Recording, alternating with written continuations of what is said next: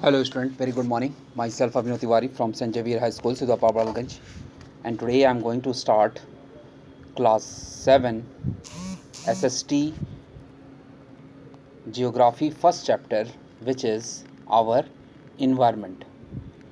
तो student last video में हमने हिस्ट्री के फर्स्ट चैप्टर को कंप्लीट किया था.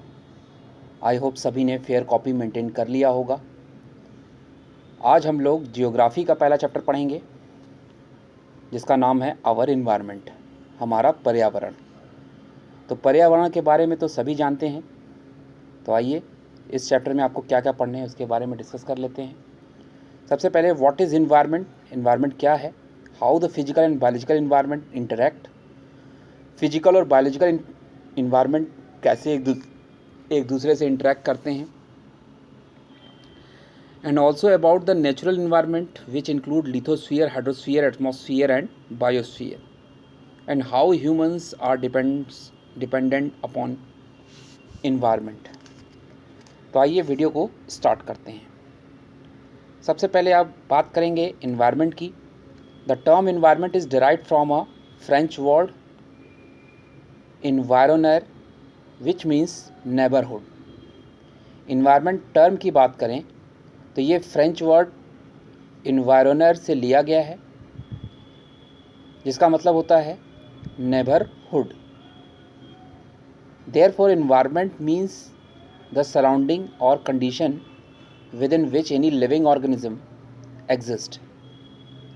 अतः इन्वायरमेंट का मतलब होता है सराउंडिंग, मतलब अपने चारों तरफ जहाँ पे लिविंग ऑर्गेनिज्म रहते हैं. Our environment is made up of different components. हमारा पर्यावरण जो है वो डिफरेंट कंपोनेंट का बना हुआ है. They can be classified into two broad categories such as natural and human. Natural environment includes the physical and biological elements of the earth. Natural environment में फिजिकल और बायोलॉजिकल एलिमेंट की बात करते हैं जो कि अर्थ पे पाए जाते हैं. Physical environment comprises of non-living or abiotic component like land, water and air. Physical environment की बात करें तो उसमें नॉन लिविंग या फिर एबायोटिक कंपोनेंट जैसे कि लैंड, वाटर और एयर शामिल हैं. It is also known as the habitat of an organism. Natural environment को हम हैबिटेट ऑफ ऑर्गेनिज्म भी कहते हैं. अब बात करेंगे बायोलॉजिकल इन्वायरमेंट की. Biological environment comprises of the biotic component like human beings, plants, animal and even the microbial organism. Biological environment में बायोटिक कंपोनेंट आते हैं जैसे कि ह्यूमन हो गए, प्लांट एनिमल हो गया. इसके अलावा छोटे छोटे जो ऑर्गेनिज्म हैं, माइक्रोबियल ऑर्गेनिज्म जिसको कहते हैं, वो भी शामिल हैं. तीसरे इन्वायरमेंट की बात करें तो नाम है human environment. Human environment is formed by human, their creation, their activities and their social, economic, political and other condition in which they live. Human environment human beings के द्वारा ही बनता है जिसमें ह्यूमन नई नई चीज़ों का खोज करता है, एक्टिविटी करती है. सोशल, इकोनॉमिक, पॉलिटिकल और भी अदर कंडीशन जहाँ पे वह रहता. It include human being, human made object like road, building, human occupation such as farming, industry and human institution like family, community, educational institution, workplace, political situation and so on. तो human environment में अगर हम बात करें तो इसमें human being भी आते हैं और ह्यूमन के द्वारा ही बनी हुई चीज़ें इस्तेमाल की जाती हैं. जैसे रोड है, बिल्डिंग हो गया, फार्मिंग का काम हो गया, इंडस्ट्री चलाना, कोई इंस्टीट्यूशन चलाना जैसे कि फैमिली हो गई, कम्युनिटी हो गया, एजुकेशनल इंस्टीट्यूशन हो गया, जहाँ पे ह्यूमन काम करता है वो प्लेस हो गया, और भी पॉलिटिकल सिचुएशन जहाँ पर एग्जिस्ट करता है. तो इस तरह से हमने इन्वायरमेंट के 3 मेन ब्रॉड कैटेगरीज के बारे में डिस्कस किया। अब आइए जान लेते हैं interaction between physical and biological environment. Physical और बायोलॉजिकल इन्वायरमेंट एक दूसरे से कैसे इंटरेक्ट करते हैं। The physical and biological environment are interrelated. Physical और बायोलॉजिकल इन्वायरमेंट जो हैं एक दूसरे से कनेक्ट होते हैं। There is constant interaction between the two in the form of transfer of energy and matter.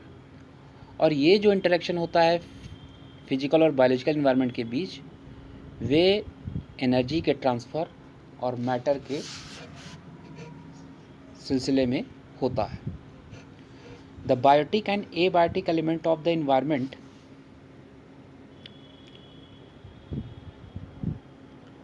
go through a number of changes and any changes in one is bound to affect the other।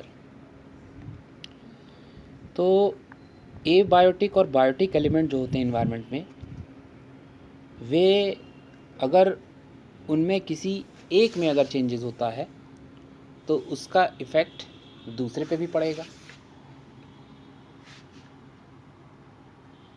Late us take a closer look at the interrelation between the two component of the natural environment। आइए हम ऐसे दो component की बात करेंगे natural environment में। The physical environment obtain its energy primarily from the sun. Physical environment जो होता है वो क्या करता है, वह सन से एनर्जी प्राप्त करता है। Changes in air, water and even landform feature occupied directly और indirectly due to solar energy. और सोलर एनर्जी के कारण ही इन्वायरमेंट में डायरेक्टली या इनडायरेक्टली चेंजेस होते रहते हैं। These changes in turn affect the biological environment. और यही बदलाव जो है बायोलॉजिकल इन्वायरमेंट को भी अफेक्ट पहुंचाता है। अब biotic elements depend on abiotic element for their survival. अब जितने भी बायोटिक एलिमेंट हैं वो एबायोटिक एलिमेंट पर डिपेंड होते हैं। किसके लिए? सर्वाइवल के लिए। जैसे all plants their food from land, water, air and sunlight. सभी प्लांट जो हैं वह अपना भोजन लैंड से, वाटर से, एयर से, सनलाइट से प्राप्त करते हैं।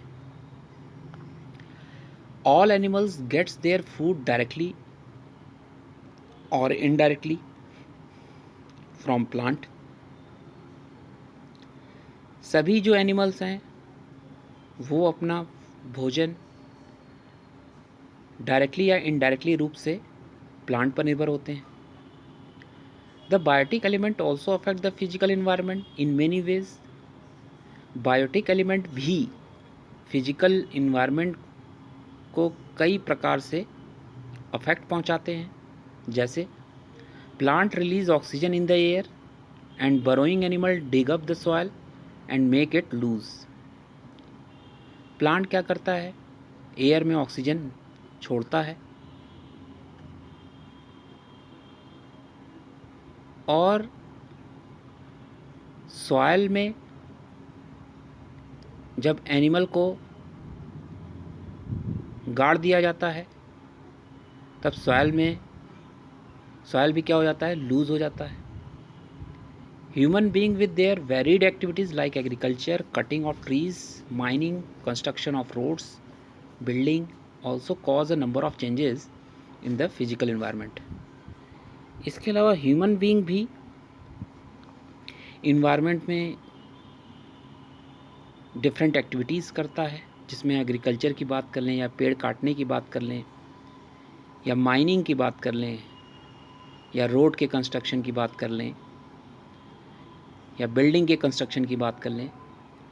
तो ये सब जो चेंजेस हैं, इनके चेंजेस से फिजिकल इन्वायरमेंट में भी चेंज होने लगता है। तो आज हम लोगों ने इस चैप्टर में इन्वायरमेंट और इंटरेक्शन बिटवीन फिजिकल और बायोलॉजिकल इन्वायरमेंट के बारे में डिस्कस किया है। आप लोग होमवर्क में ये की टर्म्स जो है एबायोटिक कंपोनेंट और बायोटिक कंपोनेंट